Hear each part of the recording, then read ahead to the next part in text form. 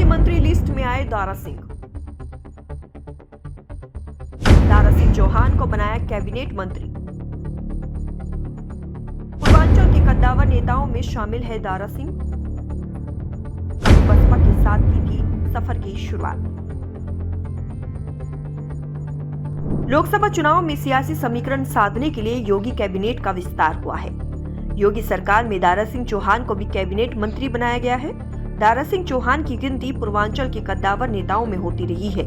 पिछड़े समाज के एक बड़े नेता के रूप में उनकी पहचान रही है।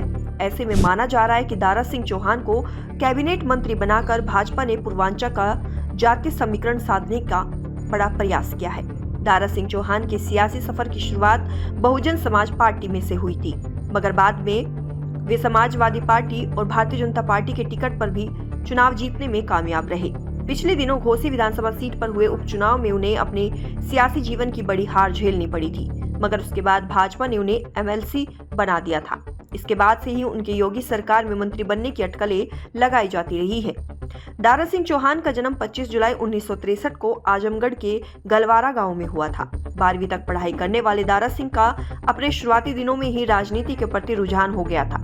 बाद में उनकी शादी दिशा चौहान के साथ हुई और उनके 2 बेटे और 2 बेटियां हैं। राजनीति में दिलचस्पी बढ़ने के बाद उन्होंने बहुजन समाज पार्टी की सदस्यता ग्रहण की और पार्टी में उनका ग्राफ काफी तेजी से ऊपर बढ़ा। अपनी राजनीतिक पकड़ के कारण वे जल्द ही पार्टी का महत्वपूर्ण चेहरा बनने में कामयाब रहे। पार्टी में उन्हें जल्द ही बड़ा इनाम भी मिला और बसपा मुखिया बहन मायावती ने उन्हें 1996 में राज्यसभा का सदस्य बनाया। 4 साल का कार्यकाल पूरा होते होते वे समाजवादी पार्टी में शामिल हो गए। समाजवादी पार्टी के टिकट प्रवेश में वे वर्ष 2000 में फिर राज्यसभा का सदस्य बनने में कामयाब रहे। उत्तर प्रदेश में 2007 के विधानसभा चुनाव से पहले उन्होंने एक बार फिर पलटी मारी और बहुजन समाज पार्टी की सदस्यता ग्रहण कर ली। बसपा में शामिल होने के बाद वे बसपा मुखिया मायावती के एक बार फिर करीबी बनने में कामयाब रहे।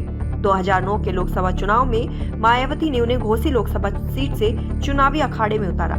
इस सियासी जंग में जीत हासिल करते हुए लोकसभा पहुंचने में कामयाब रहे। 2009 में वे पार्टी के संसदीय दल के नेता भी बने। 2014 में केंद्र में नरेंद्र मोदी की अगुवाई में भाजपा की सरकार बनने पर उन्होंने पार्टी के साथ अपनी नजदीकी बढ़ानी शुरू कर दी।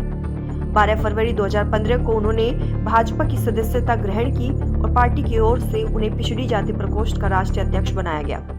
उत्तर प्रदेश में 2017 के विधानसभा चुनाव में भाजपा की ओर से उन्हें मधुबन सीट से टिकट दिया गया और इस चुनाव में वे जीत हासिल करने में कामयाब रहे। विधानसभा चुनाव में इस पहली जीत के बाद उन्हें योगी आदित्यनाथ की कैबिनेट में वन एवं पर्यावरण मंत्री बनाया गया। 5 साल तक सत्ता का सुख भोगने के बाद 2022 के विधानसभा चुनाव से पहले उपेक्षा का आरोप लगाते हुए उन्होंने भाजपा से इस्तीफा दे दिया और फिर एक बार फिर समाजवादी पार्टी की सदस्यता ग्रहण कर ली। सपा की ओर से उन्हें घोसी विधानसभा सीट से चुनावी मैदान में उतारा गया। उन्होंने जीत हासिल की। हालांकि इस चुनाव में भाजपा की अगुवाई वाले एनडीए ने एक बार फिर सरकार बनाने में कामयाबी हासिल की। बाद में भाजपा ने उन्हें एमएलसी बनाकर फिर बड़ा तोहफा दिया। दिनेश शर्मा के राज्यसभा जाने से रिक्त हुई सीट पर दारा सिंह चौहान निर्विरोध निर्वाचित हुए। इसके बाद ही उनकी योगी सरकार में शामिल होने की अटकलें लगाई जाने लगी थी। इसके बाद यह माना जाने लगा कि पूर्वांचल में जातीय समीकरण साधने के लिए दारा सिंह चौहान और ओम प्रकाश राजभर को मंत्री बनाया जा सकता है। अब लोकसभा चुनाव से पहले दोनों नेताओं को मंत्री बनाकर भाजपा ने जातीय समीकरण साधने की बड़ी कोशिश की है।